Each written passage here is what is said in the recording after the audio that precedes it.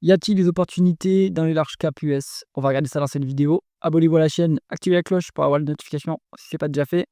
Je suis allé sur le site Companies Market Cap pour récupérer le top 30. Ça commence à Home Depot, ensuite on a Bank of America, AbbVie, Coca-Cola, Palantir, Philip Morris, T-Mobile, United Health, General Electric, Salesforce. Je vous ai préparé la watchlist traditionnelle.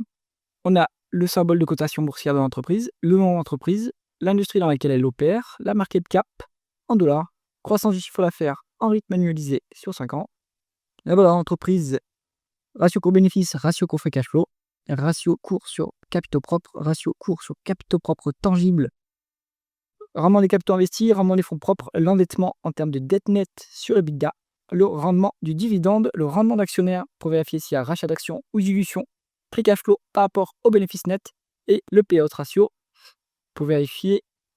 Donc le payout ratio, c'est la proportion de bénéfices versés en dividendes et on se rappelle qu'on verse les dividendes via les free cash flow. Donc il faut bien vérifier que free cash flow égale bénéfice net ici.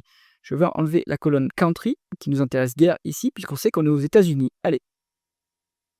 On commence cette liste, c'est The Home Depot, donc le spécialiste du bricolage pour les particuliers, donc la vente au détail d'outils de bricolage. On est sur 365 milliards de dollars de market cap, 7,7% de croissance du chiffre d'affaires en rythme annualisé sur 5 ans.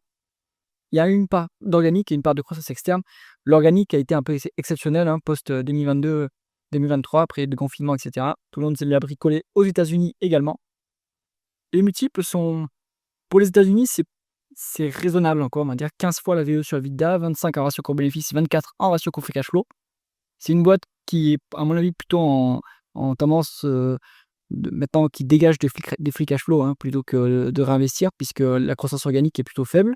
Bon, les multiples sont à peu près équivalents ici. On va dire que c'est raisonnablement valorisé. La rentabilité en termes de rendement des capitaux investis est quand même très bonne, 24,2%. Mais on est aux États-Unis, donc la qualité est au rendez-vous aux États-Unis, évidemment. Un endettement de 2,3 fois l'EBITDA. Donc je pense que ça, c'est plutôt lié aux acquisitions qu'ils font, puisqu'ils sont quand même assez structurellement rentables. Donc là, c'est le reliquat des acquisitions passées. 2,5% de rendement du dividende, c'est quand même un peu bas pour ce type de société, dommage. 2,4% de rendement d'actionnaire, il y a peut-être un peu de dilution. Il faut voir si ce sont des nouvelles actions mises en circulation ou si elles viennent de l'autocontrôle, mais bon. Voilà, c'est pas, le rendement d'actionnaire pourrait être plus intéressant sur ce dossier. Le payout ratio, il est à 61%. Les free cash flow sont plus élevés que les bénéfices nets. Bon, c'est soutenable à ce niveau. Ça pourrait être. Il faut, en fait, Home Depot, il faudra attendre que ça baisse un petit peu pour avoir un minimum un rendement du dividende de 3%. Là, ça commencerait à être un peu intéressant. Là, je trouve que c'est encore un peu cher. Deuxième dossier de la liste, Bank of America, la première banque. Non, c'est pas la première banque américaine, c'est la première banque de cette tranche, on va dire. 339 milliards de dollars de market cap, 2,3% de croissance du chiffre d'affaires en rythme annualisé sur 5 ans. Donc, bon, c'est mature, le secteur bancaire. 13,4 en ratio cours-bénéfice.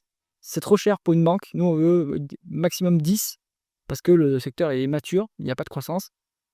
Pas de décote sur actifs tangibles, c'est ce qu'on veut sur une banque, donc dommage. Et en plus, le rendement des fonds propres est en moins de 10. Donc là, c'est pas acceptable sur une banque. C'est minimum 10 fois le rendement 10% le rendement des fonds propres, puisque on est ultra leveragé sur les banques. Donc il faut que ce levier dégage du résultat net, sinon c'est pas intéressant. Donc bon, pas terrible. 2,3% de rendement de dividende, 7,3% de rendement d'actionnaire. Donc ils font des rachats d'actions assez massifs. J'imagine qu'ils les annulent, ces actions. Un payout ratio à 34%, bon, c'est soutenable, ils pourraient augmenter le dividende, mais il faudrait aussi qu'ils augmentent leur rentabilité. Donc Bank of America, plutôt à l'écart. Ensuite, on est sur AbbVie, la biotech, 335 milliards de dollars de market cap, 11% de croissance du chiffre d'affaires en rythme annualisé sur 5 ans, 14,4 en VE sur EBITDA, 81 en ratio coût-bénéfice. Bon, là, je pense qu'il y a de l'exceptionnel sur le bénéfice. Ils ont peut-être fait passer une dépréciation exceptionnelle, etc. Ça a impacté le résultat net parce que les free cash flow sont à 22. Bon, en termes multiples, ça va encore pour les États-Unis. C'est pas très cher. Pas trop cher, on va dire. 27% de rendement des capitaux investis, excellent. 2,7 fois les EBITDA en dette nette. Donc ça, à mon avis, c'est plutôt de la croissance externe, le reliquat de croissance externe. 3,5 en rendement du dividende, c'est pas mal. 3,7 en rendement d'actionnaire. Il faut voir s'ils annulent les actions qu'ils achètent. Free cash flow, 4 fois plus élevé que les bénéfices nets. Donc c'est soutenable à ce niveau-là, cette rémunération d'actionnaire. Pas trop mal à AbbVie si vous êtes intéressé par ce secteur. C'est pas mon cas. Le secteur pharmaceutique, j'en suis plutôt à l'écart. Mais c'est pourquoi pas. C'est pas hyper cher non plus. Avant de continuer, si jamais vous cherchez des portefeuilles d'investissement performants, pensez à cliquer sur le lien en haut à droite de votre écran. Et on continue tout de suite avec The Coca-Cola Company, donc le leader mondial des sodas. 307 milliards de dollars de market cap, 4,8% de croissance du chiffre d'affaires en rythme annualisé sur 5 ans. Donc là, croissance, c'est plutôt la croissance organique, je dirais quand même, mais bon, c'est faiblard comme croissance. On est à 20 en valeur d'entreprise sur EBITDA, 29 en ratio court-bénéfice. Il n'y a pas de free cash flow. Donc là, il y a eu une dépense en capital importante sur les 12 derniers mois. Mais je pense que c'est conjoncturel, pas structurel, donc il faudra vérifier. C'est cher, c'est cher pour la croissance qui est en face. La rentabilité pour une boîte américaine n'est pas exceptionnelle, 16%. 2,3 fois les EBITDA en dette nette. On est un peu endetté, donc je pense qu'ils font des acquisitions en plus. Donc ça, c'est peut-être de la croissance externe, en fait, uniquement. Mais je me dis que c'est peut-être de la croissance externe. Donc pas incroyable, en fait, au niveau qualité, ce petit dossier Coca-Cola là. 2,9% vraiment du dividende, 3% vraiment actionnaire. Il y a un peu de rachat d'actions. Il faut voir si elles sont annulées, ces actions. Et ça, c'est fait à crédit, puisque les free cash flow sont négatifs. Donc Coca-Cola, il y a vraiment mieux à faire en ce moment. Palantir, donc là, ça c'est la boîte à la mode, donc orientée intelligence artificielle, big data, etc. Ils ont surtout beaucoup de contrats avec le gouvernement américain et les agences de surveillance. Donc c'est plutôt une boîte, on va dire, deep state. Donc voilà, il faut l'avoir en tête. On est à 31% de croissance du chiffre d'affaires en rythme annualisé sur 5 ans, donc c'est exceptionnel, très forte croissance. On n'a pas les multiples ici, malheureusement, ça c'est pas chargé. Bon, on peut calculer le PE, on a 573 millions, 574 millions de dollars de bénéfices contre 300 milliards de market cap. Donc vous faites si je ne me trompe pas, vous faites du 60 en ratio court-bénéfice. C'est trop cher, c'est beaucoup trop cher.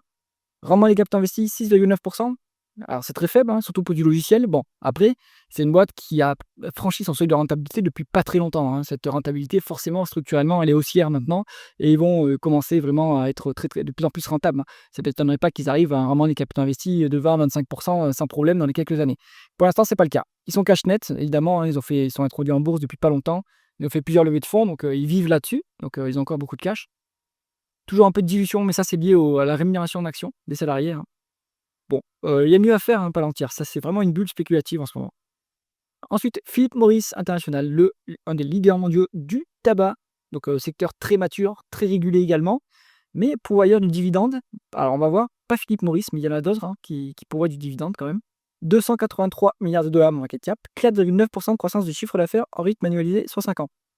Eh bien, je pense que ça, c'est la croissance organique et un peu de croissance externe. Mais en fait, ils commencent un peu à percer dans la cigarette électronique. Donc, ça leur donne un volet de croissance quand même. Les multiples, maintenant, ils ont fortement monté en fait. Là, ils sont beaucoup trop chers. Vu la croissance qui est en face, Philip Morris, elle valait 2 fois moins cher il y a 1 an. Et là, ça a vraiment trop monté. Après, la rentabilité est exceptionnelle, 29% de rendement des capitaux investis. 2,6 fois l'EBITDA en dette nette. Attention que c'est lourdement endetté quand même, pour une boîte plutôt traditionnelle.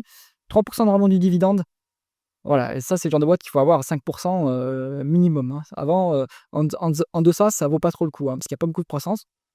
Payout ratio à 108%, attention, mais free cash flow plus élevé que les bénéfices nets. Bon, le payout ratio ressort quand même assez élevé. Donc voilà. Philip Morris, plutôt compliqué, à mon avis, il vaut mieux être à l'écart maintenant. Si vous avez profité de la hausse, peut-être prendre ses bénéfices sur cette boîte. Ensuite, T-Mobile, opérateur télécom, 279 milliards de dollars de market cap, 12,6% de croissance du chiffre d'affaires en rythme annualisé sur 5 ans. C'est sûr que c'est de la croissance externe, ça, parce qu'il n'y a pas de croissance dans les télécoms aux États-Unis.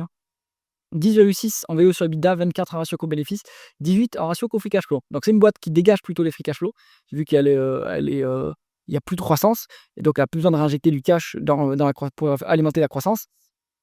Et en fait, c'est de la croissance externe maintenant. Donc le multiple le plus intéressant, c'est ce ratio de price free cash flow. On va dire qu'on est raisonnablement valorisé, mais c'est pas un secteur de croissance. Donc pour des télécoms, je pense qu'on est chèrement valorisé en réalité sur T-Mobile. 8,5 en rendement des capitaux investis, c'est correct pour une boîte qui est intensive en capital. 3 fois les bidas en dette nette, donc c'est lourd, mais c'est pas un niveau préoccupant pour une télécom, vu qu'elle a beaucoup de visibilité sur ses cash flows, donc elle peut s'endetter jusqu'à 5 fois les bidas sans problème. 1,4% de rendement du dividende, voilà, tout est dit. Sur les télécoms, 1,4%, c'est trop maigre, quoi. Il faut 5% sur les télécoms. Après, les boîtes US, elles font des rachats d'actions, donc là vous avez 5% de rendement d'actionnaire, donc eux, ils sont vraiment plutôt sur le rachat massif d'actions. Mais ces rachats d'actions, ils ne vous donnent pas du cash. Ils vous reluent au capital. Ils vous donnent une proportion, un droit sur le cash futur plus important, mais tant qu'ils ne versent pas une grosse part en dividende, c'est pas très intéressant. Donc sur ce genre de dossier, il vaut mieux avoir un gros dividende en fait, plutôt que des rachats d'actions.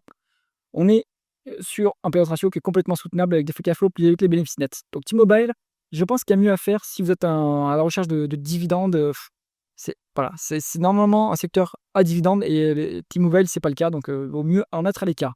United Health, donc ça, c'est une boîte qui a défrayé la chronique il y a pas très longtemps. Le PDG a été assassiné, enfin bref. Elle me semble un peu louche, hein, cette boîte quand même. C'est plutôt de l'assurance, hein, c'est pas healthcare provider ici, en fait, c'est vraiment une boîte d'assurance. Donc les boîtes d'assurance, moi structurellement là-dessus à l'écart, c'est trop risqué. Les multiples, pour une boîte d'assurance, on veut être en dessous de 10 en termes de PE. Ici, c'est pas encore le cas, même si ça a beaucoup chuté et on veut une décote sur actifs tangibles. On l'a pas ici, donc bon là, on n'a pas la donnée, mais vu que je pense qu'on n'a pas de décote sur actifs tangibles de toute façon, donc c'est pas très intéressant. Après 22,7 en rendement des fonds propres pour une financière, c'est bon, hein, c'est pas mal. On est à 2,8 en rendement du dividende, 5,4 en rendement actionnaire. Donc ils rachètent assez massivement les actions pour les annuler, j'imagine. Bon, il y a mieux à faire en termes de dividendes encore. Un payout ratio à 35, c'est soutenable. Bon, non, pour moi, trop risqué. En plus, il y a trop de bad buzz autour de cette boîte. Donc, vaut mieux s'en tenir à l'écart. General Electric, conglomérat. Alors, anciennement, un énorme conglomérat industriel. Maintenant, ils sont plutôt recentrés vers l'aérospatiale, la défense et plutôt ils font les turbines aussi pour les centrales. Donc, 273 milliards de dollars de market cap. Décroissance en rythme annualisé sous 5 ans. Donc, ça corrobore ce que je dis, hein. Ils se sont séparés de beaucoup d'activités. Donc, ça, c'est du changement de périmètre. Et une type, le sont exorbitants pour une boîte qui est dans un secteur qui est très mature, hein, quand même. Donc, voilà, ouais, 27 en VE sur EBITDA, 40 en ratio court-bénéfice et 65 en ratio cash flow. Pour une boîte de cette sans croissance comme ça, c'est pas terrible, hein. On est à 19 en rendement et capital investi. Bon, ça, c'est bien. Bonne qualité, bonne rentabilité. 0,7 fois l'EBITDA en dette nette. Ça, c'est pas trop endetté, c'est bien. 0,6% en rendement et dividende. Donc, maigre dividende quand même. Et 3,2 en rendement actionnaire. Donc, ils rachètent des actions pour les annuler, j'imagine. Payout ratio à 17,5. Mais après, ils passent une grosse partie des free cash flow dans les rachats d'actions. Donc, bon, ils ont les moyens de cette politique. Maintenant, il y a mieux à faire, je pense, que General Electric, hein. Salesforce, dans le logiciel, le leader mondial du CRM, hein, le logiciel de gestion de la relation client. On est sur 262 milliards de dollars de market cap, 17,3% de croissance de chiffre d'affaires en rythme annualisé sur 5 ans.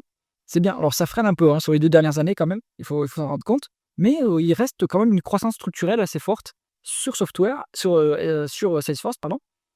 Alors que bon, c'est quand même maintenant une industrie, on va dire un segment du logiciel qui est mature, hein. Mais bon, il y a toujours un peu de croissance. En VO sur EBITDA, on est cher payé, 22, 43 en ratio co-bénéfice, 21 en ratio co-free cash flow. Bon, c'est quand même cher payé. Elle se traitait à des multiples plus bas il y a quelques mois encore. Maintenant, je pense que le timing est plus très bon, hein. Rendement des capitaux aussi à 9%. Ça, je trouve ça trop faible, hein, pour du logiciel. Sur le logiciel, vous n'avez pas besoin d'énormément de capital, hein. Vous n'avez pas de capital tangible, hein, puisque les serveurs, etc., c'est pas vous qui les détenez en propre. Alors peut-être que Salesforce les détient, mais en fait, vous êtes hosté chez les GAFAM, chez un cloud provider, donc vous avez normalement pas de grosses dépenses en capital, et pourtant, le rendement des capitaux investis est 9%. C'est un peu médiocre, hein, pour du logiciel quand même. On est sur une boîte qui est cash net, ça c'est bien par contre. 0,6% de rendement du dividende. Pareil, ils privilégient plutôt le rachat d'actions, qui sont assez massifs. Free cash flow, plus avec les bénéfices nets, bon, ils ont largement les moyens de ce rendement de l'actionnaire. Alors, dans cette liste, qu'est-ce qui est intéressant? Eh bien, il n'y a pas grand-chose qui trouve grâce à mes yeux en réalité. Je pense qu'il y a vous pouvez aller sur, allez, vous pouvez prendre peut-être du Home Depot. Ça peut être bien, mais encore, il faudrait que ça tombe un peu, enfin que le dividende, monte un peu, c'est-à-dire que le prix baisse surtout en fait de l'action. Et par ailleurs, j'ai aucun dossier en fait qui trouve grâce à mes yeux dans cette tranche. Je pense que c'est encore un peu trop cher. Le marché américain est remonté assez, violemment depuis le début de l'année, donc il y a plus trop d'opportunités maintenant dans cette tranche des large cap US. J'espère que cette vidéo vous a intéressé. Si c'est le cas, mettez un pouce vers le haut et pensez à vous abonner à la chaîne. À bientôt.